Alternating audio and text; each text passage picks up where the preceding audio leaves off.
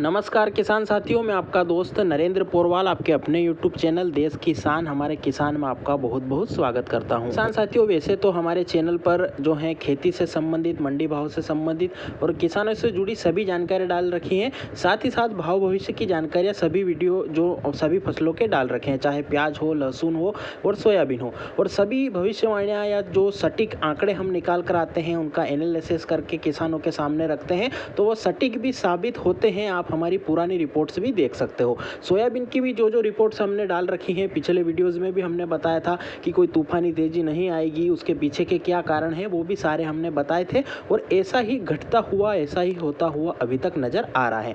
पर अभी किसान भाइयों के बहुत सारे कमेंट आ रहे हैं जिनके पास अभी भी सोयाबीन पड़ा हुआ है, तो उनके अभी मोस्टली कमेंट आ रहे हैं कि सोयाबीन में हम क्या करें, बेच दें, रोकें या आगे और भी चांस लेके चलें। तो ऐसे निर्णय लेने में उनकी मदद हो सके, इसीलिए ये वीडियो हम बना रहे हैं। इसमें आपको बताएंगे कि सोयाबीन के भाव अभी क्या चल रहे हैं, आगामी दिनों में क्या संभावना है, आपको क्या डिसीजन लेना है, उसका पूरा विवरण आंकड़ों के आधार पर हम आपको बताने वाले हैं। साथ ही साथ जो भारत के प्रतिद्वंदी देश हैं जहां पर सोयाबीन का उत्पादन होता है, जैसे कि ब्राज़ील, अर्जेंटीना और जो है यूएस यानी कि अमेरिका, इन सब में उत्पादन किस प्रकार से रहा है, साथ ही साथ चाइना की खरीदी किस प्रकार से चल रही है, तो वह सारी चीज़ें भी हम आपको इस वीडियो में बताने वाले हैं। और उन्हीं आंकड़ों के आधार पर बताने वाले हैं कि आगे किस प्रकार से सोयाबीन में भाव रह सकता है और आपको निर्णय किस प्रकार से लेना है। तो आप पूरी जानकारी के लिए वीडियो को पूरा देखें। वीडियो पसंद आए तो लाइक करें, ज़्यादा से ज़्यादा किसान भाइयों तक व्हाट्सएप, फेसबुक पर शेयर करें। और ऐसी ही महत्वपूर्ण जानकारी जल्दी से जल्दी बिना देरी के तुरंत प्राप्त करने के लिए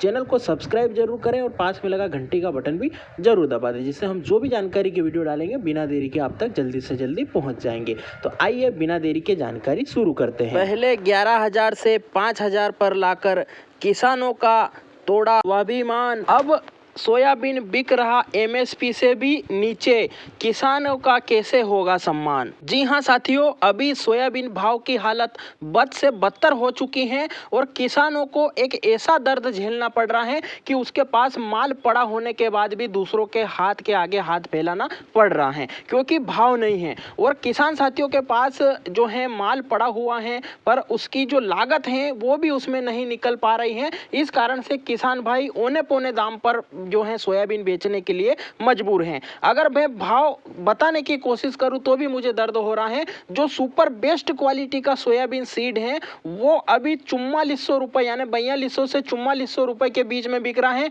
एवरेज क्वालिटी का 3700 से 4200 रुपए बिक रहा है और हल्का सोयाबीन तो 3500 रुपए से 3700 रुपए अपनी क्वालिटी अनुसार, और उससे हल्का सोयाबीन और भी नीचे अपने भाव पर बिक रहा है। ये कंडीशन हो गई है सोयाबीन की इस कृषि प्रधान देश में। और अब बात करें मंडियों में आवक की, तो आवकें भी काफी ज्यादा सीमित हैं। ऐसी कोई बम्पर वाली स्थिति नहीं है, क्योंकि अब माल उन्हीं किसानों के पास बचा हुआ है जो या तो कुछ तरीके से संपन्न है या उन्होंने कुछ न कुछ और बेचकर अपनी सोयाबीन या अपनी लाज को बचा रखा है। उस सोयाबीन की जो भाव बढ़ने के उन्होंने एक कल्पना करी थी, उस चक्कर में उन्होंने दूसरा भी नुकसान करवा लिया है। अगर सोयाबीन बेचकर वो अन्य कोई चीज खरीद लेते या और भी कोई दूसरा कदम उठाते तो उनको लाभ हो सकता था, वो अवसर भी उन्होंने गवाया है। सोयाबीन के भाव तो नहीं आए, पर उसके चक्कर में उन्होंने दूसरा अवसर भी गवा दिया है। तो ये पोजीशन है अभी भाव की। अब बात करें स्टॉक की, तो स्टॉक भी अभी काफी मात्रा में पड़ा हुआ है, यानी 30% सोयाबीन अभी भी पड़ा हुआ है,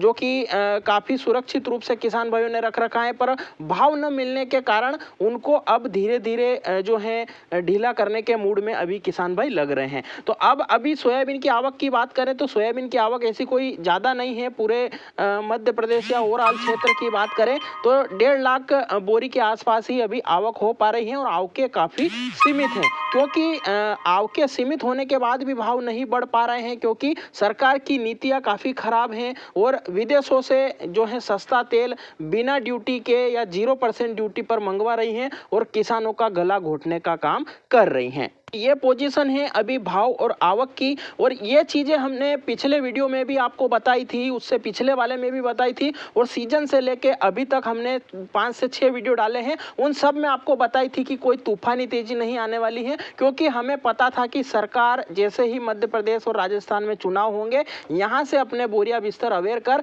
दूसरे राज्यों में चली जाएगी और यहाँ के किसान चाहे उन्हें पूरी के पूरी सीट क्यों ना दे दे, वहां पर इनको ध्यान देने की कोई भी उनको जरूरत अब नहीं पड़ेगी। और ऐसा ही होता हुआ दिख रहा है और कोई विशेष यहाँ पर ध्यान नहीं दिया जा रहा है कि जो सोयाबीन के मुख्य राज्य हैं, मुख्य गढ़ हैं यहाँ के, और इनको कितनी लागत लगती है, कितना मुनाफा इनको मिलना चाहिए, उस पर कोई भी ध्यान नहीं दिया जा रहा है। और सोयाबीन कम से कम एमएसपी जो आपने बनाई है, एमएसपी का जो भाव तय किया है कि न्यूनतम समर्थन मूल्य के यहाँ तक तो बिकना चाहिए, ताकि किसान अपनी भी जिंदगी मान सम्मान से जी सके, आत्मसम्मान उनका बरकरार रहे। तो वो जो एमएसपी फिक्स की है उससे भी अभी नीचे बिक रहा है, पर यहाँ पर किसी का भी ध्यान नहीं है। तो ये चीज हमें काफी ज्यादा दुख देती है। अब वही बात आती है कि सोयाबीन का भाव क्यों नहीं बढ़ रहा है, तो ये चीजें हमने पिछले वीडियो में भी बताई थी, हम अभी फिर बता देते हैं। तो जो है भाव न बढ़ने के पीछे कोई एक कारण नहीं है कि देश की स्थिति से लेकर विदेश की परिस्थिति तक इसके लिए जिम्मेदार हैं, स्टॉक की रणनीति से लेकर सरकार की नीतियां इसके लिए जिम्मेदार हैं। तो कोई एक कारण नहीं है, इसके पीछे बहुत सारे कारण हैं जिसके बारे में हमने पिछले दिनों भी चर्चा की थी, जिसमें कि सबसे मुख्य कारण है सोयाबीन का विदेशों से काफी ज्यादा आयात हो रहा है, और वो सस्ता आयात हो रहा है जो कि हमारी घरेलू सोयाबीन है उससे भी काफी ज्यादा सस्ता क्रशिंग के या जो उद्योग हैं उनको पड़ रहा है, तो वो वहां से खरीदी कर रहे हैं। अब वो सस्ता क्यों पड़ रहा है, उसके पीछे जो कारण है कि सरकार ने इंपोर्ट ड्यूटी बिल्कुल शून्य कर रखी है, चाहे पामोलिन हो या जो विदेशी सनफ्लावर ऑयल आ रहा है उसकी जो ड्यूटी है बिल्कुल जीरो कर रखी है, जिसके कारण सस्ता उनको पड़ रहा है और हमारा घरेलू तेल वो न खरीदते हुए या घरेलू सोयाबीन न खरीदते हुए वहां से मंगवा रहे हैं, और सरकार उनका पूरा सहयोग कर रही है। एक ये कारण हो गया। दूसरा कारण है जो डीओसी हमारे यहाँ से निर्यात होती है उसके ऊपर या तो सरकार को इंसेंटिव दे दे या उनको कोई मदद कर दे कि आपको शुल्क में छूट दी जाएगी, आप धड़ल्ले से निर्यात कीजिए या विदेशों में पहुंचाइए, तो उससे भी किसानों की कायाकल्प हो सकती है। तो पर ऐसा अभी नहीं हो रहा है, अभी वहां पर निर्यात शुल्क भी लगा रखा है और कोई प्रोत्साहन राशि भी उनको नहीं दी जा रही है, जिसके कारण सोयाबीन का भाव ये हो रहा है। अब विदेशों में तेल का जो आयात है वो सस्ता क्यों पड़ रहा है या विदेशी तेल सस्ता क्यों पड़ रहा है, तो किसान साथियों ब्राजील, अर्जेंटीना सहित अमेरिका में भी फसलें काफी अच्छी हो रही हैं, क्योंकि उनकी सरकार उनको काफी ज्यादा प्रोत्साहन देती है और खेती के कार्यों में काफी ज्यादा सब्सिडी देती है, जिससे कि उनको कम लागत में अधिक मुनाफा कैसे हो, ऐसी पूरी डे बाय डे उनकी निगरानी में सरकार जो है कार्य करती है, जिसके कारण काफी ज्यादा सस्ता उत्पादन उन किसान भाइयों को पड़ता है। ये तो बात हो गई कि कौन जिम्मेदार है या किसके कारण अभी भाव नहीं बढ़ पा रहे हैं। अब बात करें ऐसी कोई विदेशी चीजें जो कि आगामी दिनों में भाव को प्रभावित कर सकती हैं, तो किसान साथियों ऐसी भी उम्मीद अभी दूर दूर तक नहीं दिख रही है कि कोई विदेश से ऐसा जो है खबर आए जिसके कारण हमें जो है भाव में अच्छा उछाल देखने को मिल सके। क्योंकि ब्राजील और अर्जेंटीना की क्रॉप जब आई थी तब उसका भी हमने आपको विवरण दिया था कि वहां पर फसल अच्छी है, सामान्य से कुछ ही कम आई है लेकिन अच्छी फसल आई है, पर अभी भी वहां से आयात काफी ज्यादा मात्रा में हो रहा है। हालांकि वहां पर जो स्टॉक की जो स्थिति है वो काफी कमजोर हो चुकी है, स्टॉक वहां पर कम हो रहा है अब, तो उसका भी जो है आगे इफेक्ट पड़ सकता है, पर कोई मामूली इफेक्ट ही पड़ेगा। पर वहां से अभी काफी मात्रा में अभी निर्यात वहां की सरकारें कर रही हैं। उसके बाद अमेरिका की बात करें तो वहां पर भी अभी क्रॉप अच्छी खड़ी है, सामान्य स्थिति में है, और अभी जो बारिश वगैरह भी वहां पर सामान्य हो रही है, और फसलें अभी जो रिपोर्ट 12 तारीख को प्राप्त हुई है उसमें वहां की जो परिस्थिति है वो काफी सोयाबीन के लिए अनुकूल है, और ऐसी कोई भी विकट स्थिति अभी तक वहां पर देखने को नहीं मिली है, यानी कि फसल वहां की भी सामान्य है। और अमेरिका सरकार ने एक निर्णय और लिया था जिसका भी हमने पिछले वीडियो में भी जिक्र किया था कि वहां की सरकार 50% तेल को खाने के रूप में उपयोग करती थी पहले, और 50% को जो बायोडीजल के रूप में उपयोग करती थी, पर बायोडीजल के लिए उसको एक सस्ता विकल्प क्रूड ऑयल के रूप में या अन्य किसी तेल के रूप में मिल गया है। तो अब जो वो 50% जो सोयाबीन का उपयोग बायोडीजल में कर रही थी उसका उपयोग भी अब क्रशिंग करके तेल के निर्यात में करेगी, जिससे कि मार्केट में और भी आपूर्ति बढ़ी है। तो एक वो भी कारण है। उसके बाद में जो है सनफ्लावर ऑयल की बात करें तो सनफ्लावर की भी स्थिति काफी अच्छी है, अब वहां पर स्टॉक खत्म होने वाला है, जिससे कि सनफ्लावर ऑयल हमारे इधर अब कम आने लगा है, पर अभी जो पुराने सौदे हो रखे थे वो काफी हो रखे हैं और उसका इफेक्ट अभी भी बाजार पर पड़ रहा है, और सोयाबीन के मुकाबले कुछ ही रुपए सनफ्लावर तेज बिक रहा है, जो कि मूंगफली तेल को और सोयाबीन तेल को काफी ज्यादा प्रभावित कर रहा है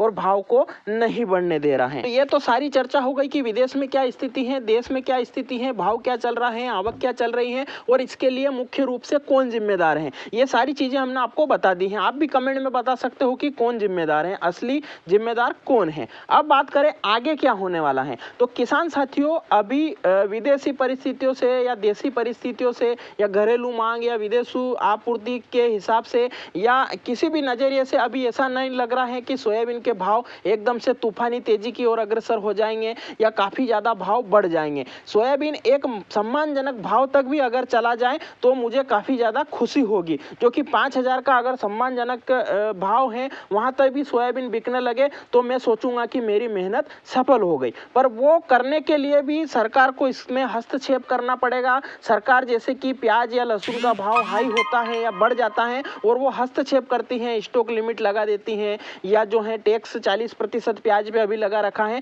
ऐसी हस्तक्षेप करती हैं। तो जब किसानों का भाव कम होता है, सरकार जब क्यों सो जाती हैं और किसानों की ओर ध्यान क्यों नहीं दे पाती हैं। तो ऐसा ही कदम अभी सोयाबीन में उठाने की ज़रूरत है। और सोयाबीन में अभी या तो जो निर्यात करने वाले हैं या निर्यात जो कर रहे हैं उनको प्रोत्साहन देना चाहिए। डीओसी का जो निर्यात कर रहे हैं और अगर उनको नुकसान होता है तो उनको प्रोत्साहन देना चाहिए। आयात पर शुल्क लगा देना चाहिए जिससे कि विदेशी तेल जो कि हानिकारक भी है, किसी भी रूप से सही नहीं है, उसको या तो बंद कर देना चाहिए या फिर उस पर एक भारी शुल्क लगा देना चाहिए जिससे कि हमारे यहाँ पर उस तेल का आकर जो मिलावट हो रहा है वो मिलावट ना हो और देश की जनता के साथ या स्वास्थ्य के साथ भी खिलवाड़ ना हो और किसानों को भी एक सम्मानजनक भाव मिल सके। और किसान को अगर भाव मिलेगा तो वो एक अच्छी फसल करेगा, ज़्यादा रकबा करेगा उसका, क्योंकि उसे मुनाफा मिलेगा तो, और हमारा देश एक आत्मनिर्भर देश बन सकता है तिलहन के मामले में अगर किसानों को अच्छा भाव मिलेगा।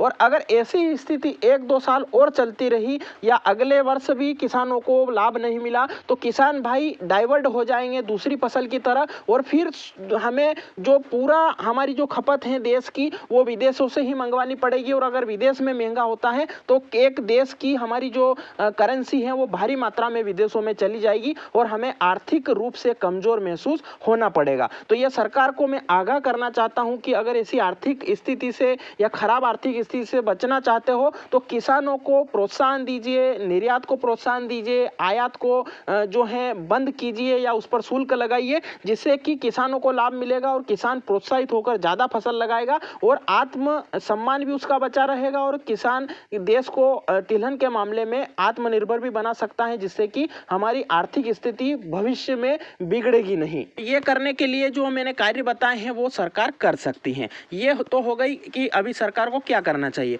अब आगे क्या हो सकता है, क्या भाव बढ़ सकते हैं, किसानों को अभी माल बेचना चाहिए, रोकना चाहिए, ये सवाल काफ़ी ज़्यादा आता है। तो इसके बारे में ज़्यादा तो नहीं कहूँगा, पर किसान साथियों अभी भाव बिल्कुल निचले स्तर पर आ गया है। 4200-4300 रुपये में न तो आपकी लागत निकल रही है न आपको कोई मुनाफा मिल रहा है। तो अभी आप होल्ड करके चलिए, हो सकता है आगामी महीने में एकमात्र उम्मीद हमें लग रही है कि किसान आंदोलन जो चल रहे हैं उसमें एमएसपी की गारंटी मांगी जा रही है। अगर सरकार एमएसपी की गारंटी दे देती है तो उसमें सरकार ने पेपर पर एमएसपी घोषित कर रखी है 4900 के आसपास, 4900 के आसपास, तो उसकी अगर गारंटी मिल जाती है तो उससे कम बिकने पर फिर सरकार भी एक्शन लेगी, या तो किसानों को भावांतर की राशि डालेगी या फिर किसानों को जो है मंडी में ही अच्छे भाव मिलने जाएंगे, क्योंकि सरकार अगर आयात पर शुल्क लगाती है, निर्यात को प्रोत्साहन देती है तो फिर सरकार ऐसे एक्शन लेती है तो किसानों को फिर एमएसपी तक भाव मिलने लग जाएंगे। ये हमें एकमात्र उम्मीद लग रही है। तो इस प्रकार से जो है आगामी जो फसल आने वाली है सोयाबीन की किसान भाइयों की तैयार खड़ी है, तो उसके लिए और स्टॉक में पड़ा है उन दोनों के लिए ये बात है कि अगर आपके पास स्थिति ठीक है, अगर आपके पास आपकी आर्थिक स्थिति ठीक है तो आप ये 1 महीने की रिस्क और ले सकते हो जिससे कि आपको एक भाव सम्मानजनक भाव मिल सके। और मैं तो कहूँगा कि जो आंदोलन चल रहा है उसका किसानों को, मध्य प्रदेश के और राजस्थान और महाराष्ट्र के किसानों को भी सहयोग करना चाहिए और अपनी क्षेत्रीय नेताओं को या विधायक को या मुख्यमंत्री को भी आगाह करना चाहिए कि आप संसद में मुद्दा उठाइए कि जो है किसानों को काफ़ी ज़्यादा नुकसान हो रहा है और एमएसपी से नीचे सोयाबीन बिक रहा है। ये चीज़ें उनको रोज दिमाग में डाली है तो वो भी आगे जाकर बात करेंगे और जल्दी से जल्दी इस चीज़ों में सुधार हो सकता है। तो यही है निर्णय, आप अपने विवेक से ले, ये मेरे निजी विचार हैं, आप अपना माल है, आप अपने निर्णय विवेक से लें। बाकी किसान साथियों मेरी तरफ से आपको बहुत बहुत शुभकामनाएं। ये थी जानकारी, आपको कैसी लगी कमेंट में जरूर बताएं। वीडियो को पूरा देखा है तो जय हिंद कमेंट जरूर करें। इसके अलावा किसान साथियों, आपके कोई विचार हो या सुझाव हो या आपके कोई सवाल हो तो आप कमेंट जरूर करें। मैं कोशिश करूंगा आपके कमेंट के जवाब भी दूंगा। आपके कोई सुझाव होंगे तो उनको भी ज़्यादा से ज़्यादा किसान भाइयों तक पहुंचाने में प्रयास करेंगे। और किसान साथियों, चैनल पर जाकर खेती से संबंधित, मंडी भाव से संबंधित, किसानों से जुड़े हुए मुद्दे सभी हमने डाल रखे हैं, आप वह भी जाकर देखें, उन्हें भी लाइक, शेयर और चैनल को सब्सक्राइब जरूर करें। किसान साथियों, फिर मिलते हैं नई जानकारी के साथ नए वीडियो में। तब तक के लिए जय हिंद, जय भारत, वंदे मातरम।